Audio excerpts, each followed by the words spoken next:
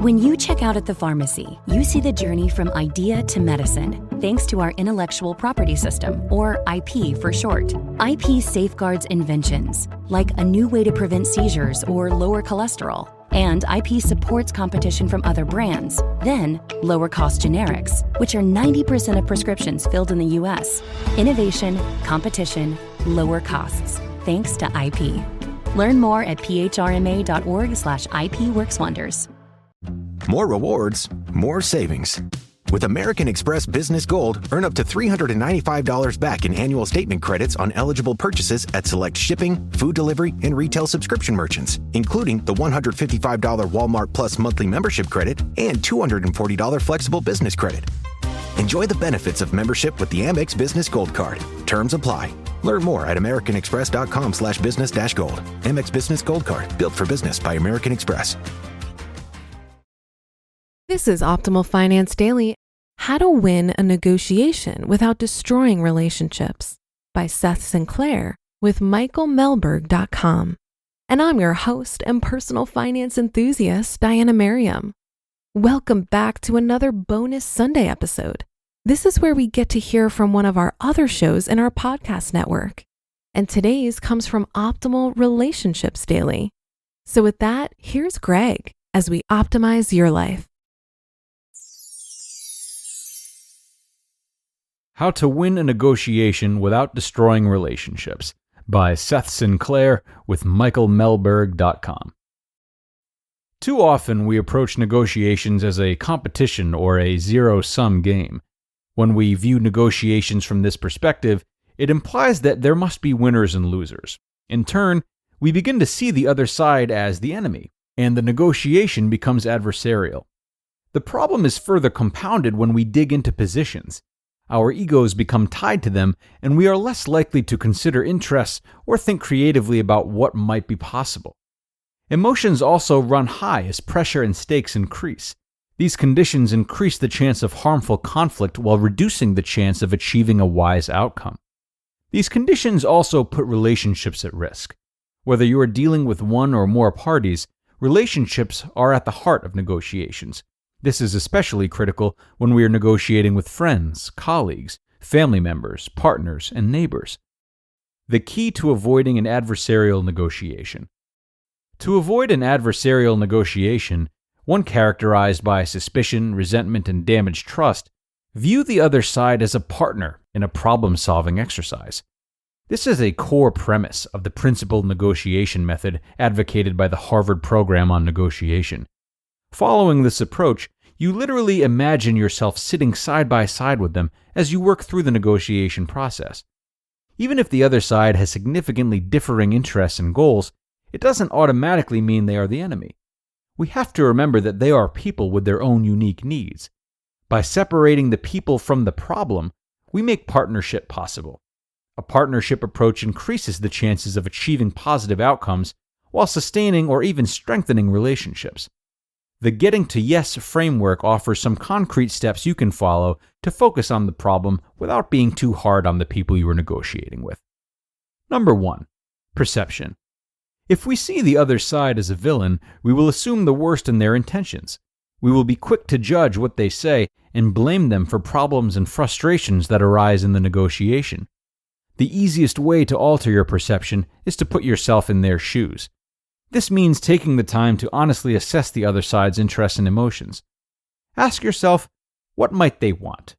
What might be driving their positions? And what emotions are they experiencing and why? Number 2. Emotion. In any difficult conversation where emotions run high, we are subject to an emotional hijack. This occurs when our emotions overwhelm us and result in self-defeating behaviors, e.g., saying things we don't mean out of anger or withholding what we really mean. Learn to watch for your personal emotional triggers and seek to respond skillfully when the situation becomes emotionally charged. Ask yourself the questions, what do I really want from this? And will my reaction help me to achieve my goals? Pay attention to the other side's emotions as well, watching to see if trust and respect are at risk. If you notice this happening, acknowledge the issue and encourage the other side to express their feelings and perceptions. Let them blow off steam if needed. Number 3. Communication. Another strategy that will create trust and partnership is to listen actively throughout a negotiation. This means suspending judgment and giving the other side your full attention when they speak. Be curious about what they're saying and watch for cues that there might be more behind their words. Ask follow-up questions and reflect back what you hear to confirm understanding. Number 4. Prevention. In instances where you know a negotiation is forthcoming, you can be proactive about building a relationship with the other side. Seek opportunities to learn about them and to demonstrate that you are a trustworthy collaborator. Separating people from the problem, a negotiation example. Let's use a simple example to illustrate how separating people from the problem can serve you well in reaching solutions while preserving relationships. Imagine that you just relocated your business into new office space. You signed a multi-year lease, and there aren't many other options in the area. Within days of moving in, it quickly becomes apparent that you have an issue with the neighboring business. You expected a quiet and professional setting, but the neighboring business is quite noisy, and it is disrupting your day-to-day work. You speak with the owner next door, but she asserts that there isn't much she can do to change the situation. A few more days pass, and your frustration continues to build.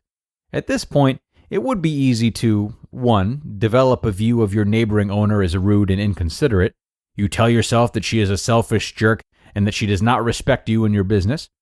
2. Angrily approach the owner and demand that she stops all noise immediately, or else. 3. Become locked in an ongoing adversarial battle that involves insults and continued back and forth with the neighbor. None of these approaches will help you solve your problem. In each case, you're still stuck with the noise problem. You've also contributed to a negative relationship with the person that you are going to be interacting with regularly for the next several years. How might you handle this situation if you choose to separate the people from the problem? Finding a shared interest and a solution. First, consider that the owner next door likely has a shared interest with you, to be able to run her business in a fruitful way. Also, consider that it is unlikely that she has any motivation to harm your business operations. Ask yourself, what is most important to her? If you speak with her about the issue and sense that the conversation is becoming heated, slow yourself down before you are drawn into an unhelpful exchange. Remind yourself that you have an interest in getting past this issue and that it helps to acknowledge the emotion behind the situation. You might say, I know this is important to both of us and that emotions are strong. How can we team up to find a solution? Listen carefully to what she has to say. Be open-minded about her perspective and ideas. Work with her as a partner to brainstorm creative solutions to the problem. While this approach does not guarantee a perfect solution, it may lead to several creative options that would not have risen in an adversarial environment. For example, you may agree to certain quiet hours, assisting her with reconfiguring her space to reduce the noise, or sharing the cost of soundproofing a shared wall. Even if the issue comes to an impasse and is escalated to a third party for resolution, this approach may enable you to develop an ongoing relationship with the owner that is based on respect and understanding. You just listened to the post titled, How to Win a Negotiation Without Destroying Relationships by Seth Sinclair with michaelmelberg.com. Hi, this is Debbie, your Blinds.com design consultant. Oh, wow. A real person. Yep, I am here to help you with everything, from selecting the perfect window treatments to... Well, I've got a complicated project. Oh, not a problem. I can even schedule a professional measure and install. We can also send you samples, fast and free. I just might have to do more. Oh, okay. So the first room we're looking at is for guests. Shop Blinds.com now and save up to 45% on select styles. Blinds.com. Rules and restrictions may apply. This episode is brought to you by Progressive Insurance. Do you ever find yourself playing the budgeting game? Well, with the Name Your Price tool from Progressive, you can find options that fit your budget and potentially lower your bills. Try it at Progressive.com. Progressive Casualty Insurance Company and Affiliates. Price and coverage match limited by state law. Not available in all states. Super interesting read today, so thank you so much to Seth for that. I just love freshening up the show with new ways to look at relationships, and relationships through the lens of negotiation are very rarely discussed. So, a very enlightening and mindful approach to negotiation. It's easier, not always easy, but easier to bring that mindset to those who we love. right? But it's hard to bring it to those we instinctively feel a sense of competition with. So, an absolutely wonderful article for anyone who has to negotiate. There's always time to consider the needs of others. Always, always, always. We are all done for today, though, folks. Thank you so much for stopping in, and I will see you tomorrow for a post by a brand new author on mothering and fathering, where your optimal life awaits.